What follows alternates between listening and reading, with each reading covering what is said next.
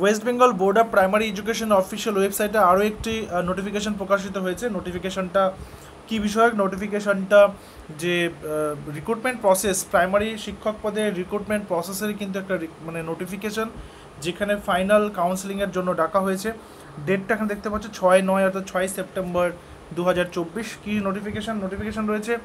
Pertaining to 4th phase counseling of empaneled candidates under state-wide merit list, medium wise and category wise, who have not been empaneled in the relevant district wise panel, medium wise and category। অর্থাৎ এর আগে যে নিয়োগটা হয়েছিল এবং সেখানে যে প্যানেলটা দিয়েছিল, সেখানে যে ক্যান্ডিডেটগুলো মিস হয়ে গেছিলো সেই ক্যান্ডিডেটদেরই কিন্তু এখানে নামটা প্রকাশিত হয়েছে এবং সেই হিসেবে এখানে লিস্টও কিন্তু প্রকাশ করা হয়েছে কিছু ক্যান্ডিডেটের।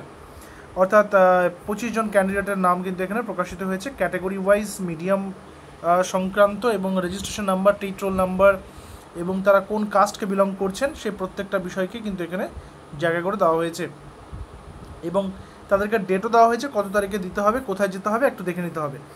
কি বলা হচ্ছে আরেকটা কথা বলে রাখি, 2022-এর এগুলো কিন্তু সব 2022-এর রিক্রুটমেন্ট প্রসেস থেকে করা হচ্ছে। আরেকটা কথা, 2022-এর প্রাইমারি টেট এবং 2022 রিক্রুটমেন্ট প্রসেস কিন্তু এক নয়। 2022 রিক্রুটমেন্ট প্রসেসে 2022 টেট আগে, 2022 টেটের আগে যারা টেট কোয়ালিফাইড ছিলেন, অর্থাৎ যারা 2021-এর টেট কোয়ালিফাইড, যারা 2017 টেট কোয়ালিফাইড, মানে 14 থেকে 17 যেটা, তারা কিন্তু সেখানে পার্টিসিপেট করেছিলেন। আশা করি এই রিক্রুটমেন্টটা হয়ে যাওয়ার পর আবার নতুন করে রিক্রুটমেন্টের নোটিফিকেশান আসবে, যেখানে 2022 টেট যারা প্রার্থী রয়েছেন, যারা পাস করে রয়েছেন, তারা সেখানে পার্টিসিপেট করতে পারবে এবং তার পাশাপাশি 2023-এর রেজাল্টটা প্রকাশিত হলো তারাও করতে পারবে। বলছে দিস পার্টেন্স অফ 2022 রিক্রুটমেন্ট প্রসেস বলেছে 2022-এর কত তারিখে? 13/9/2024 তারিখে বেলা 12টায় কিন্তু হবে। কোথায় হবে? কোথায় হবে? লোকেটেড অ্যাট আচার্য প্রফুল্ল চন্দ্র ভবন বা এপিসি ভবন, DK 7/1, বিধাননগর, সেক্টর 2, কলকাতা 700091। আচ্ছা, কী কী নিয়ে যেতে হবে ক্যান্ডিডেটকে?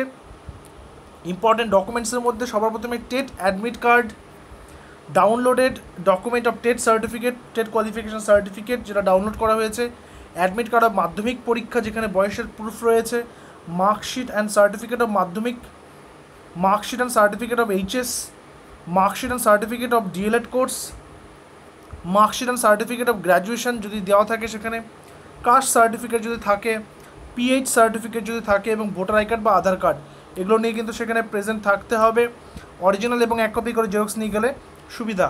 The list of candidates who are called for counselling in this phase with their respective schedule is appended with this notification. অর্থাৎ এখানে কিন্তু কাউন্সেলিং হবে ডাইরেক্টলি, অর্থাৎ সেখানে গিয়ে কিন্তু তাদেরকে স্কুলগুলো দিয়ে দেওয়া হবে, তারা কে কোন স্কুলটা পাচ্ছেন। এবং এখানে একটা জিনিস কিন্তু খুব দেখার মতো রয়েছে, সেটা হচ্ছে OBC A OBC B, যেহেতু এটা অনগোয়িং প্রসেস, তাই এখানে কিন্তু যে কারেন্ট কেসটা চলছে সেখানে কোনো সমস্যা হওয়ার কথা নয়। তো আশা করি ব্যাপারটা বোঝা গেছে এবং কোন কোন বিষয়ের উপরে রয়েছে, এবং আগামীতে যখনই 2022 টেটের নোটিফিকেশান বেরোক, অর্থাৎ 2022 টেট কোয়ালিফাইড ক্যান্ডিডেটসদের জন্য নিয়োগের নোটিফিকেশান বেরোক বা 2023-এর রেজাল্ট বেরোক, আমরা কিন্তু আপডেট টাইম টু টাইম দিয়ে দেবো। দেখা হচ্ছে পরবর্তী ভিডিওতে। Till then stay connected with us. Thank you very much.